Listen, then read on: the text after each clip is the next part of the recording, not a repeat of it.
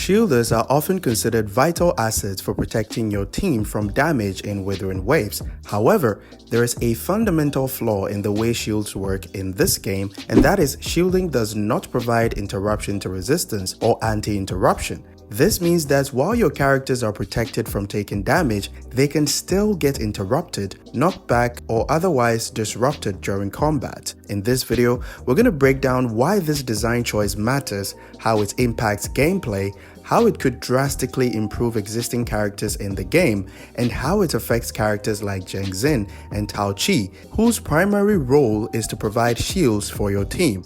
But before we begin, be sure to hit that like and subscribe button to help support the channel, because these kind of videos take me a long time to make. One of the most broken abilities to have in Wuthering waves is anti-interruption, and I know some of you guys will fight me on this in the comment section. There is a good reason why buffs in general have a duration in which it can be used, due to the simple fact that it's too powerful for you to have it permanently. So having the ability to do damage freely throughout the buff duration is one of the most overpowered abilities to have, which is where anti-interruption comes in. Characters like Jian and Zhang Liao have anti-interruption built into their kit, which makes them undoubtedly two of the most satisfying characters to play with in the game, because you can intentionally tank some incoming damage without necessarily dodging them, which increases the damage that you can dish out within a short period of time. Healers like Verena and Showkeeper also have insane passive abilities that provides a lot of healing to the active character,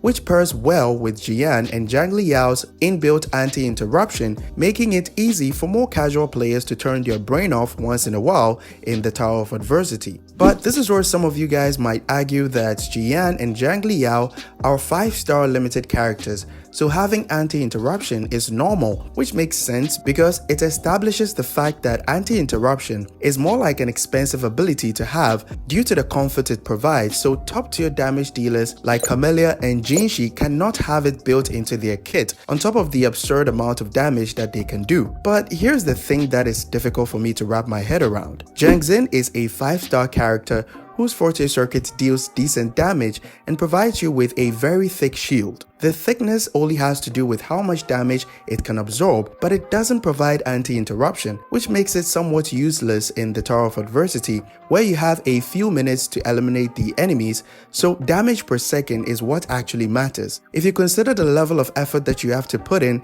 to get Jianxin's shield and not gain anti-interruption, it reduces its value if your main focus is to survive in the Tower of Adversity, because it becomes a trade-off of wasting time through knockback animations while having the shield with a high survival chance, which is not the main focus of the Tower of Adversity. At S0, Jianxin has a tough time generating forte stacks to use her forte circuit, but even after getting full forte stacks, it takes about 6 seconds to generate a full shield, which drastically increases her on-field time. But her S1 adds some quality of life changes to her kit, which makes her gain full forte stacks from basic attacks after an intro skill. But if you don't have her S1, she's still usable if you're only interested in her buffing capabilities. You just need to give her about 160 energy region to spam her liberation every rotation, and give her 2 intro skills, one from your DPS and another one from your healer, to help with concerto energy regeneration. If you consider how much time and effort that you have to put in to generate this thick shield, it makes more sense for it to have at least some level of anti-interruption, but sadly it does not, and I would really appreciate it if Kuro Games can at least add this to her kit, because if I'm being honest, Jianxin has a special place in my heart. But even if she does not get any buffs or rework,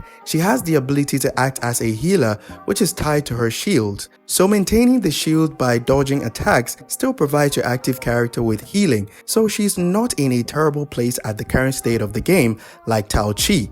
Taoqi has a similar problem where the shields that she generates either from her forte or resonance skill does not have any interruption to resistance or anti-interruption. To generate more shields, you need to use a strategic parry with a heavy attack, resonance skill, or intro skill, which consume her forte stacks to perform timed counters. This can be difficult for the average player who don't want to take the game too seriously, and generating her 40 stacks either requires her to be on field to perform her 5th basic attack to consume the shields created by her resonance skill, or when her shield breaks while it's on any active character in the team. But the thing is, properly generating shields using strategic parry is not the problem, because players like myself can always figure out optimal rotations to come up with the best results. But going through all that trouble just to get knocked back and waste time in the Tower of Adversity is not worth it in my opinion.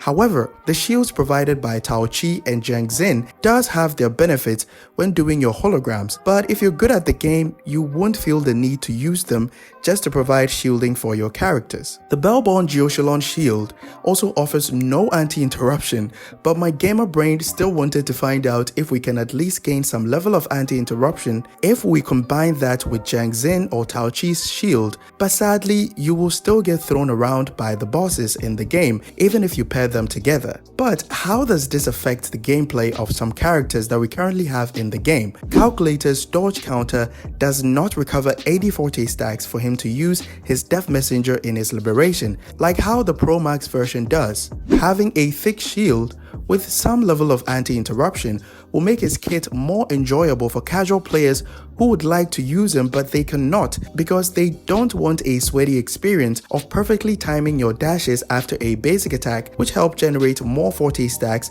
or killing in 10 stacks to be specific in his liberation state. So having some comfort while having anti-interruption from shields is all that's needed to prevent his basic attacks, which is the primary source of generating 40 stacks, to not get interrupted. Characters like Chisha can also benefit from anti-interruption because when her Daka state gets interrupted, it's difficult to use it again if her skill is on cooldown. Camellia can also use anti-interruption because her ephemeral forte skill, which contributes to the majority of her damage, can actually get interrupted after testing things out. The only character in the game that provides anti-interruption is Yuanwu when he activates his liberation, but Yuanwu is in a really bad spot right now because his supportive utility is quite limited, so he's not viable in team building except a low-budget Jianxin team featuring Taoqi, where he can act as the healer and provide some coordinated attacks. His outro buff is decent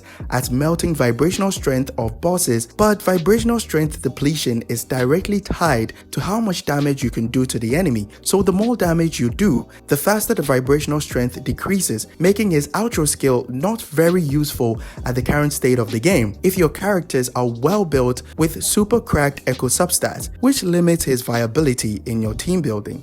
Now, this begs the question, is Kuro Games doing this on purpose? And my answer to that is absolutely. It seems that anti-interruption is part of the power budget that game developers use when creating characters. What this essentially means is that there's a certain number of points that goes into specific abilities that a character might have at S0. Take Jian for example. If you have 100 points to spare to create Jian, and we can only distribute those points to abilities like anti-interruption, crowd control, and damage, Jian's power budget will look something like this, with 50 in damage, 20 in anti-interruption, and 30 in crowd control. But if we take a character like Jianxin for example, her power budget will look something like this, with 90 in damage, 10 in crowd control, and 0 in anti-interruption. This is why Jianxin's damage is higher than Jian as far as damage per second is concerned with their recommended teammate. But Jian is undoubtedly more comfortable to play with